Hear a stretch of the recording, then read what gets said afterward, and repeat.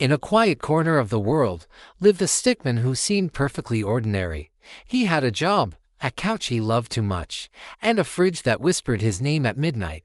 Every day, he promised, "Tomorrow, I'll eat clean." But somehow, tomorrow never came. His biggest enemy wasn't sugar, carbs, or greasy fried chicken. It was himself. He tried. He really did. He downloaded apps, followed fitness influencers, even bought overpriced smoothies. But every time 10 p.m. hit, another version of him, the night cravings stickman, would show up, tempting, smirking, armed with chocolate bars and instant noodles. And no matter how strong his will was, it always ended the same: a snack, followed by guilt. Then one night, something snapped. After yet another episode of emotional eating, he stood in front of the mirror. "Enough," he whispered, but the reflection smirked back. "You beat me, please." And just like that, it began, the war between discipline and desire. A full-on stickman showdown. Every morning, Stickman 1, the determined version, woke up early, filled his bottle, and did 10-minute walks. Every night, Stickman 2, a craving 1, waited patiently with snacks and reasons why skipping one day wouldn't hurt. It wasn't just a routine battle anymore. It was a war of identity. The battlefield was everywhere. The kitchen, a war zone. The sofa, a trap. The phone screen, littered with food delivery ads. Craving stickman used tactics. Nostalgia, remember mom's cooking. Stress, you've had a long day. And even boredom, there's nothing else to do. But determined stickman fought back with vision. A healthier, lighter, happier version of himself. There were wins, like that time he walked past a bakery without stopping, and losses, like the night he inhaled 3 donuts in 2 minutes. But he didn't give up. He started practicing intermittent fasting, 18 to 6. At first, it was torture, hunger pangs, headaches, mood swings, but strangely, he began to like the structure. It gave him rules, purpose, control. Craving stickman wasn't happy, so he evolved. He got sneakier, showed up earlier. "Just one bite won't break the fast," he'd whisper. "You deserve it." But our main stickman had leveled up. He wasn't just resisting, he was preparing. Journals, cold showers, long walks during cravings, playlist of motivational speeches that made him feel like a warrior. The turning point, a family gathering, tables full of food, and he's offering seconds, cousins laughing at his weird diet. Craving stickman rubbed his hands with glee, but instead of folding, he stood up, walked to the garden, and drank water, not out of hate for food, but out of love for his future. That moment felt cinematic. Days turned into weeks.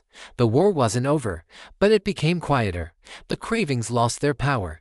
He realized they were just thoughts, not commands. Craving stickman still existed, but now he sat quietly in the corner, less threatening, more like an old friend who just didn't have power anymore.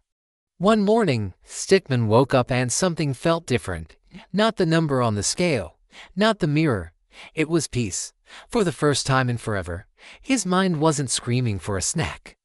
He could think clearly, move freely, laugh easily. Turns out, beating your worst self isn't about perfection, it's about consistency. But just when he thought it was over, life threw stress his way. Work deadlines, sleepless nights, arguments. Craving stickman saw an opening. "Here we go again," he smirked. But this time, our hero didn't fight. He sat with the feeling, let the craving rise, and watched it fall, without acting on it. That was power. He learned that cravings aren't enemies to destroy, but signals to understand. Sometimes he was just tired, or bored, or emotional. Food wasn't the answer, awareness was. He started walking more. Not to burn calories, but to reconnect with himself. Movement became medicine. And food, it stopped being the villain. It became fuel. He didn't demonize cake or chips anymore, but he respected them. He chose when to enjoy them, not the other way around. For the first time, he felt in charge, like the main character of his own story. Stickman's body transformed slowly. His face looked lighter. His pants fit better. But most of all, his eyes changed. There was a quiet confidence now, steady calm. The kind that only comes from facing your worst self and walking away stronger. He became the guy who inspired others. Colleagues asked what he was doing. Friends noticed the change, but he never said, "I went on a diet."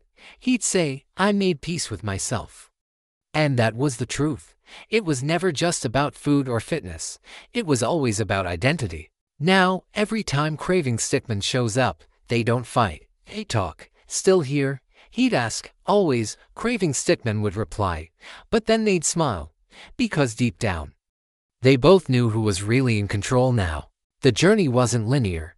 There were setbacks, of course. Late-night cravings still visited. Emotional days still tempted him. But Stickman had built habits, strong, steady ones.